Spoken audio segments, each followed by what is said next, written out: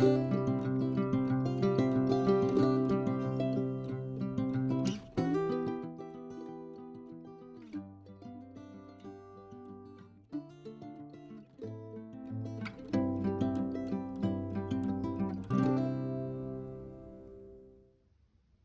everyone, it's Deb from Sewing with Debee. Today I'm bringing you a video where we're using the potato chip block. I like the 2.5 by 4.5, but you can use any size that is half the width, double the length. So to begin with each block, we're going to need to sew together in pairs, and I'm using a high contrast. And then to that pair, we're going to add a topper like that. I am going to be showing you how to do this in 2 different colorways. So to begin with, we're going to be doing the one that has a lighter, low contrast background with a high contrast center. So let me go ahead and get my 4 of these prepared, and then I'll be right back. So now that I have these 4 done, and these should measure 4.5 wide by 6.5 deep. So again, I have 4 of those. And then next we will do the same with the low volume background. So this will be 2 chips sewn side by side, another on top, same as what we did with the dark colors. And again, we'll need 4 of those.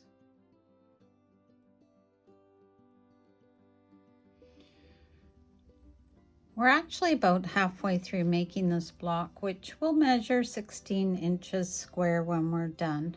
So now you're going to take these sets of 3 in your background and in your high contrast center, and we're actually going to take 8 potato chips that are 2.5 by 4.5, and this is your chosen background color.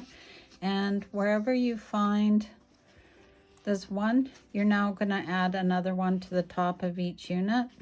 You probably could have paired these to begin with, but I thought I would just try to explain it this way to keep it simple for you.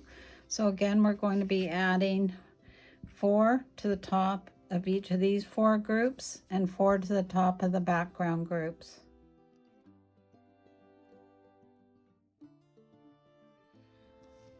Okay, so now that we have our 4 sets made up, I'm going to go ahead and start assembling the block.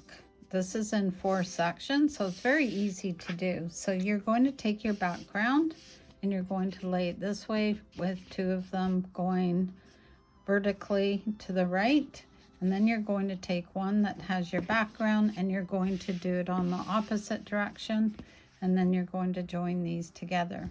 So I'm going to go ahead and make 4 of those, and then I'll show you the final assembly. Just a quick tip here, because I press the seams when I join these 4 sections together in the opposite, they now nest really nicely. So when you open it up, you have good crossovers here. Okay, so next I'm going to go ahead and give these a good press, and then I'll show you our final layout. So now we're going to join our 2 halves together, and we're going to make sure the darks are in the center, and we're going to join them with a 1/4 inch seam this way, and the other 2 will be done the same way as well, and then they will eventually be spun around like that. I don't know if you can see that. There we go. So that's how it's going to appear when it's done. So let me go ahead and do that. I'll press it and I'll show you the final result.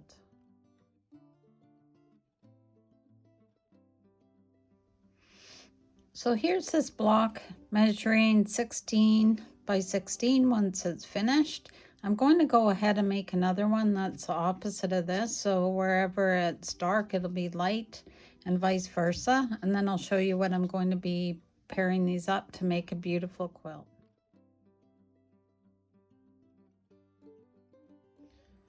So this is the second version where I've used a darker background. And then just to remind you, this is what the first one looked like. So what I thought I would do is make a series of these and join them together like this, so they alternate. I'll take a picture on my design wall so you can see what it looks like. So Sizes and quantities will be in the description for this video. If you have any questions, please let me know. My email is sewwithdebee@gmail.com.